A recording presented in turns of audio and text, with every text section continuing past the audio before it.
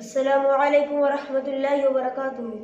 ان الحمد للہ رب العالمین والعاقبۃ للمتقین والصلاة والسلام علی اشرف الانبیاء والمرسلین نبینا محمد صلی اللہ علیہ وسلم وعلی آلہ وصحابہ اجمعین، اما بعد، فقد قال اللہ تعالی فی کلام المجید والفرقان الحمید، فاعوذ باللہ من السمیع العلیم من الشیطان الرجیم من حمزہ ونفخہ ونفثہ، بسم اللہ الرحمن الرحیم، یرفع اللہ الذین آمنوا منکم والذین اوتوا العلم درجات، وقال النبی صلی اللہ علیہ وسلم اقرأ وارتقِ ورتل كما كنت ترتل في الدنيا فإن منزلك عند آخر آیت تقرأ بها۔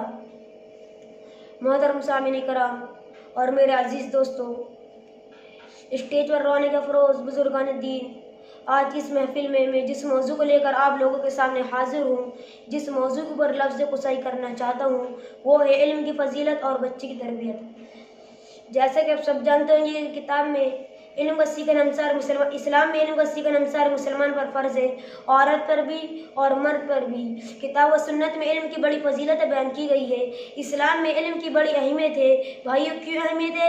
اس لیے اہمیت ہے کہ انسان علم ہی سے سلیقہ و ادب سیکھتا ہے، اچھے اعمال کو جانتا ہے تاکہ اس کو اچھی طرح انجام دے سکے، برے اعمال کے بارے میں جانکاری حاصل کرتا ہے تاکہ اس سے بچ سکے۔ بندہ مومن اللہ کی معرفت، رسول کی معرفت، دین و شریعت کی معرفت کو حاصل کرتا ہے، پھر اللہ کی مرضیات و منہیات اور محرمات کو سمجھتا ہے، اچھے اور برے کام میں تمیز کا مادہ حاصل کرتا ہے، پھر جنت کے راستوں کو جانتا ہے، جہنم اور شیطانی راستوں کی فہرست کو ملحوظ رکھتا ہے، پھر اچھے عمل کی طرف شفقت کرتا ہے اور برے اعمال سے دور بھاگتا ہے۔ بھائی، اگر آج بندہ مومن، اگر آج مسلمان علم نہ سیکھے تو اچھے اور برے کی تمیز کیسے کر سکتا ہے؟ جائز ناجائز، حلال و حرام میں فرق کیسے کر سکتا ہے؟ تب تو انسان اور حیوان میں کوئی فرق باقی نہیں رہے گا، بلکہ انسان جانور سے بدتر ہو جائے گا۔ بھائی، اگر ہم زمانے جاہلیت کی زندگی کو دیکھیں اور غور کریں تو پتہ چلتا ہے کہ پورے کا پورا سماج جہالت و بغاوت و شرارت و عداوت اور صفاحت و ضلالت کی انتہا تک پہنچا ہوا تھا۔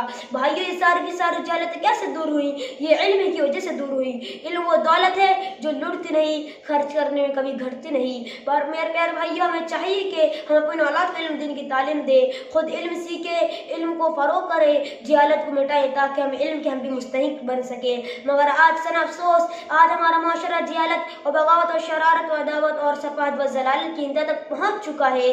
آج ہمیں چاہیے کہ ہم اپنے اولاد کو علم دین کی تعلیم دیں، مگر آج باپ اپنے اولاد کو دنیاوی تعلیم ملوث کر دیتا ہے، اپنے اولاد کو انجینئر ڈاکٹر بنانے کی خواہش رکھتا ہے، اپنے اولاد کو دنیاوی تعلیم ملوث کر دیتا ہے، اپنے اولاد کو انگلش اسکول میں ڈال دیتا ہے جہاں علم دین کی تعلیم دی ہی نہیں جاتی، جہاں علم سکھایا ہی نہیں جاتا۔ بھائیوں، کس مقصد سے ڈالتا ہے کہ میرا بچہ آگے چل کے انجینئر ڈاکٹر بنے، شاہ رخ سلمان بنے۔ میرے پیارے بھائیوں، اگر وہ ننھا سا بچہ، جب وہ معصوم سا بچہ اپنے لبوں سے گڈ مارننگ یا پھر گڈ بائی جیسے لفظ نکالتا ہے، وہ باپ کا دل بلی جیسے اچھلنے لگتا ہے، اس کی خوشی کوئی انتہا نہیں رہتی کہ اب میرا بچہ انگلش میں بات کرنے لگا، اب میرا بچہ انگلش میں بولنے لگا۔ میرے پیارے بھائیوں، سے یہ نہیں معلوم رہتا کہ وہ علم کی دولت سے محروم ہو چکا ہے، علم کی دولت سے وہ محروم ہو چکا ہے۔ ہمیں چاہیے کہ ہم اپنی اولاد کو علم دین کی تعلیم دیں۔ اگر ہم اپنے اولاد کو حافظ قرآن بنائیں گے، کل قیامت کے دن یہ ہمارا ذریعہ بنے گا۔ میرے پیارے بھائیوں، کل قیامت کے دن یہی کتاب یعنی کتاب اللہ کی کتاب کے ذریعے کچھ لوگوں کو بلند کر دیا جائے گا اور کچھ لوگوں کو ذلت پریشانی میں ڈھکیل دیا جائے گا۔ اس کا مطلب یہ ہے کہ جو اس کی مخالفت و بغاوت نہیں کرے گا، اس سے منہ نہیں موڑے گا، اس کا انکار نہیں کرے گا تو اس کا درجات بلند کر دیا جائے گا، اور جو اس کی مخالفت و بغاوت کرے گا، اس سے منہ موڑے گا، اس کو ذلت پریشانی میں ڈھکیل دیا جائے گا۔ میرے پیارے بھائیوں، ہمیں چاہیے کہ ہم اپنے اولاد کو حافظ قرآن بنائیں، علم میراث کا عالم بنائیں۔ بھائیوں، جو شخص حافظ قرآن رہے گا، اسے کل قیامت کے دن درجہ مرتبہ بلند کر دیا جائے گا اور حافظ قرآن سے کہا جائے گا اقرا ورتقی ورتل، پڑھتا جا اور چڑھتا جا، کما کنت ترتل فی الدنیا، اور ایسے ہی ترتیل و تجوید کے ساتھ پڑھ جیسے تو دنیا میں پڑھا کرتا تھا۔ فإن منزلک عند آخری آیت تقرأ بها، بلا شبہ تیری آخری منزل وہیں ختم ہوگی جہاں تیری آخری آیت ختم ہوگی۔ میرے پیارے بھائیوں، اس سے ہمیں یہ معلوم چلتا ہے کہ حافظ قرآن کا دنیا میں بھی بہت مقام و مرتبہ رہے گا اور کل قیامت کے دن بھی بہت مقام و مرتبہ رہے گا۔ اسی لیے ہمیں چاہیے کہ ہم اپنے اولاد کو حافظ قرآن بنائیں، اپنے اولاد کو علم میراث کا عالم بنائیں۔ بھائی عمر رضی اللہ عنہ کا واقعہ نہیں سنا؟ عمر رضی اللہ عنہ مکہ سے آ رہے تھے، راستے میں نافع بن عبد الحارث سے ملاقات ہوتی ہے۔ عمر رضی اللہ عنہ کہتے ہیں اے نافع بن عبد الحارث، اگر تم یہاں آئے ہو تو تم نے اپنی جگہ کسے نائب صدر بنا آئے ہو، اپنی جگہ کسے نائب بنا آئے ہو؟ اس وقت نافع بن عبد الحارث مکہ کے بہت امیر تھے اور صدر بھی تھے۔ انہوں نے کہا میں نے ابن ابزہ کو بنا کے آیا ہوں۔ عمر رضی اللہ عنہ کو نہیں معلوم کہ ابن ابزہ کون ہے، یہ ابن ابزہ کیا کام کرتے ہیں، کیا کام ہے ان کا۔ انہوں نے پوچھا یہ ابن ابزہ کون ہے؟ نافع بن عبد الحارث نے کہا یہ ابن ابزہ ہمارے ہاں کے موالی غلاموں میں سے ہیں۔ عمر رضی اللہ عنہ چونک گئے کہ غلام کو کیوں حاکم بنا دیا؟ پھر پوچھا تم نے غلام کو کیوں حاکم بنا دیا؟ انہوں نے کہا میں نے اس لیے مکہ کا صدر بنایا ہوں غلام کو کیونکہ وہ کتاب اللہ کی کتاب کا حافظ ہے، علم میراث کا عالم اور قاضی بھی ہے۔ پھر عمر رضی اللہ عنہ خوش ہو گئے اور کہا تم نے ٹھیک کیا، ہمارے نبی نے بھی ہمیں یہی تعلیم دی ہے۔ پھر انہوں نے یہ آیت پڑھی یرفع اللہ الذین آمنوا منکم والذین اوتوا العلم درجات۔ کل قیامت کے دن یہی کتاب یعنی کتاب اللہ کی کتاب کے ذریعے کچھ لوگوں کو بلند کر دیا جائے گا اور کچھ لوگوں کو ذلت پریشانی میں ڈھکیل دیا جائے گا۔ میرے پیارے بھائیوں، ہمیں چاہیے کہ ہم اپنے اولاد کو علم دین کی تعلیم دیں، علم سکھائیں، مگر افسوس آج بچہ بڑا ہو جاتا ہے اسے قرآن پڑھنا نہیں آتا۔ آج بچہ 20 سال کا ہو گیا، آج بچہ 10 سال کا ہو گیا جب بھی قرآن پڑھنا نہیں آیا، 12 سال کا ہو گیا باپو سے سوال نہیں کرتا کہ تجھے قرآن پڑھنا آتا ہے کہ نہیں آتا۔ بھائیوں، عمر بن سلمہ کا واقعہ سنیں۔ عمر بن سلمہ بچپنی سے قرآن کو یاد کرتے تھے تاکہ انہوں نے اسلام بھی قبول نہیں کیا تھا، وہ کافر تھے، نے اسلام بھی قبول نہیں کیا تھا۔ جب بھی وہ قرآن کو پڑھا کرتے تھے، قرآن کو یاد کرا کرتے تھے، جب ان کے گھر والوں نے اسلام قبول کیا تو ان کی عمر 6 یا 7 سال کی تھی۔ ان کا یہ معمول تھا کہ جب مسلمان کے قافلے ان کے علاقے سے گزرتے تو وہ قرآن کو سیکھتے اور سن کر بہت کچھ یاد کر لیتے۔ چنانچہ قوم میں سے زیادہ قرآن کسی کو یاد نہیں تھا تو لوگوں نے انہیں قوم کا امام بنا دیے۔ یہی میرے اور آپ کے نبی، اللہ کے نبی تاجدار مدینہ نے ہمیں یہی تعلیم دی ہے کہ فرمایا یا ام القوم اقرأہم لکتاب اللہ، قوم کی امامت وہی کرے گا جو قرآن کا حافظ ہوگا، جو قرآن کو زیادہ پڑھنے اور جاننے والا ہوگا۔ اس سے ہمیں یہ معلوم چلتا ہے کہ حافظ قرآن کا دنیا میں بھی بہت مقام و مرتبہ رہے گا اور کل قیامت کے دن بھی بہت مقام و مرتبہ رہے گا۔ میرے پیارے بھائیوں، ہمیں چاہیے کہ ہم اپنے اولاد کو علم دین کی تعلیم دیں، علم دین کی تعلیم سکھائیں۔ بھائیوں، جو شخص اپنے گھر سے علم حاصل کرنے کے لیے نکلتا ہے گویا وہ جنت میں اپنے لیے راستہ بنا رہا ہے۔ ہمیں چاہیے کہ ہم اپنے اولاد کو علم دین کی تعلیم دیں، علم سکھائیں، خوب علم سکھائیں، علم کو فروغ کریں۔ بھائیوں، جہاں طالب علم کے حصول کے لیے اکٹھا ہوتے ہیں ان کے اوپر رب العزت کی رحمت نازل ہوتی ہے، رب العزت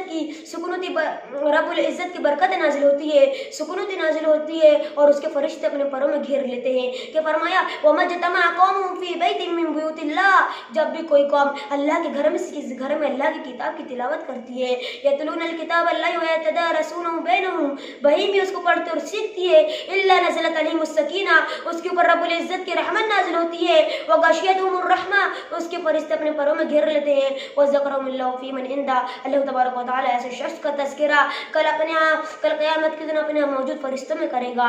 بھائیوں، میں چاہیے کہ ہم اپنے اولاد کو علم دین کی تعلیم دیں۔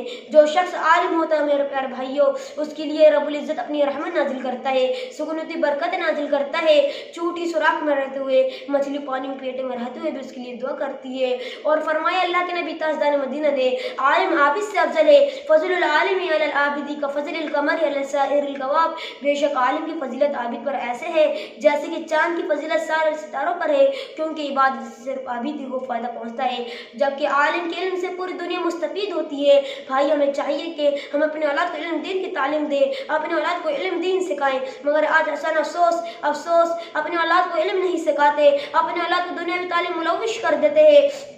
اپنے اولاد سے انگلش کے بارے میں سوال کر لیں گے، اپنے اولاد سے ہندی کے بارے میں سوال کر لیں گے، اپنے اولاد سے گणت کے بارے میں سوال کر لیں گے، مگر اردو کے بارے میں سوال نہیں کریں گے، عربی کے بارے میں سوال نہیں کریں گے کہ تجھے عربی پڑھنی آتی ہے کہ نہیں، تجھے پڑھنا آتا ہے کہ نہیں۔ باپ اپنے اولاد کو دنیاوی تعلیم ملوث کرتے جا رہا ہے، جہنم کے راستے کی طرف لے جاتے جا رہا ہے، مگر بھائی اس کو یہ خیال نہیں ہے کہ کل قیامت کے دن میرا کیا ہوگا۔ ہمیں چاہیے کہ ہم قیامت کی تیاری کر لیں، اپنے اولاد کو علم دین کی تعلیم دیں۔ اگر ہم اپنی اولاد کو علم دین کی تعلیم نہیں دیں گے، علم نہیں سکھائیں گے تو نماز کی طرف کیسے جائے گا، نماز کیسے پڑھے گا، جبکہ انسان پر 5 وقت کی نماز فرض ہے۔ इंसान पर 5 वक्त की नमाज फर्ज है। मेरे प्यारे भाइयों, अगर चाहे तुम रोज़ा रख लो, ज़कात दे दो, हज कर लो, मगर तुम्हारी नमाज दुरुस्त नहीं है तो कल क़यामत के दिन तुम्हें जहन्नम में फेंक दिया जाएगा। मेरे प्यारे भाइयों, कल क़यामत के दिन जब जन्नती जब जहन्नम में से सवाल करेंगे मा सलककुम फी सक़र, तुम जहन्नम में क्यों चले गए, उनका जवाब होगा सूरह मुद्दस्सिर का आयत नंबर 42 का, वो कह रहे होंगे कालू लम नकु मिनल मुसल्लीन, हम दुनिया में नमाज अदा नहीं किया करते थे, हम दुनिया में नमाज पढ़ा किया करते थे, वलम नकु नुतीमुल मिस्कीन, और मिस्कीनों को खाना भी ना खिलाया करते थे, वकुन्ना नखूज़ु मअल खाइदीन, और बहस करने वाली जमात में हम भी उनका साथ देके हम भी बहस करने में मशगूल रहा करते थे, वकुन्ना नुकज़्ज़िबु बियौमिद्दीन, और रोज़ वाली चीज़ को झुठला दिया करते थे, हत्ता यताना यकीन, यहाँ तक कि हमें मौत आ गई और हम जहन्नम वालों में सो गए। कहीं ऐसा ना हो कि हम कल क़यामत के दिन हम भी जहन्नम वालों में सो जाए, हम भी दोज़ख में चल जाए ये नमाज की वजह से। ये कब होगा मेरे प्यारे भाई, जब हम अपने औलाद को इल्म दीन की तालीम नहीं देंगे। ये कब होगा जब हम अपने औलाद को इल्म दीन की तालीम नहीं देंगे। अगर हम अपने औलाद को इल्म दीन की तालीम देंगे तो बड़ा होकर नमाज पढ़ेगा, ज़कात देगा, हर चीज़ का उसके पास इल्म होगा। इसलिए हमें चाहिए कि हम अपने औलाद को इल्म दीन की तालीम दें। भाइयों, अगर तुम इल्म दीन की तालीम नहीं देंगे तो कल बड़ा होकर बेटा अपनी माँ बाप को अपने घर से निकालेगा, रापट मारेगा, उसको मार मार के निकालेगा, फिर बोलते हैं कि मेरा बेटा मुझे डांटता है, गाली बकता है, उससे तभी तमीज़ नहीं है। भाइयों, अगर हम अपने औलाद को इल्म दीन की तालीम नहीं देंगे तो यही होगा कि शायर ने क्या खूब कहा है, जब बेटा तड़पता है तो माँ कदम निकलता है, जब बेटा तड़पता है तो माँ कदम निकलता है, जब माँ तड़पती है तो फिर क्या ज़मज़म निकलता है। मेरे प्यारे भाइयों, हमें चाहिए कि हम अपनी औलाद को इल्म दीन की तालीम दें। मैं अपनी बात को ख़त्म करने से पहले एक शायरी और कुछ बातें बोलना चाहता हूँ।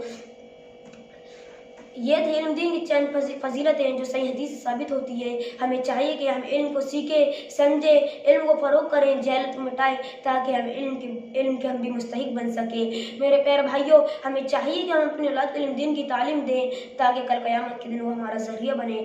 मेरे प्यारे भाइयों, ये दुनिया है, एक न एक दिन हमें इससे मरना है। भाइयों, ये मखमल के गद्दे में सोने वाले तुझे कल मिट्टी में सोना पड़ेगा। याद रख, ये दुनिया एक किराए का घर है, एक न एक दिन तुझे यहाँ से गुजरना होगा। भाइयों, इसी शायर ने क्या खूब कहा है, आए गांव के जब महशर बपा होगा, यकीनन आए गांव के जब महशर बपा होगा, वहाँ ना बाप बेटे का ना बेटा बाप का होगा, ना हमशीरा बरादर की ना ज़ौजा होगी शोहर की, ना हमशीरा बरादर की ना ज़ौजा होगी शोहर की, वहाँ दहशत के मारे भाई भाई से जुदा होगा। तपिश होगी बहुत से डूब जाएंगे पसीनों में, तपिश होगी बहुत से डूब जाएंगे पसीनों में, सवा नेज़े से ये सूरज हिरारत डालता होगा। रहेगा आसमां बाकी ना सूरज चांद तारे, रहेगा आसमां बाकी ना सूरज चांद तारे, सितारे टूट जाएंगे ज़मीं पर ज़लज़ला होगा, ज़मीं पर ज़लज़ला होगा। खुदा बैठेगा जिस दिन अर्श की कुर्सी पे महशर में, खुदा बैठेगा जिस दिन अर्श की कुर्सी में महशर में, वो दिन यौम सज़ा होगा, वो दिन यौम जज़ा होगा। कोई जन्नत में जाएगा तो कोई दोज़ख में जाएगा, कोई जन्नत में जाएगा तो कोई दोज़ख में जाएगा, गर्ज हर नेक और बद का बराबर फैसला होगा। अस्सलामु अलैकुम व रहमतुल्लाहि व बरकातहू।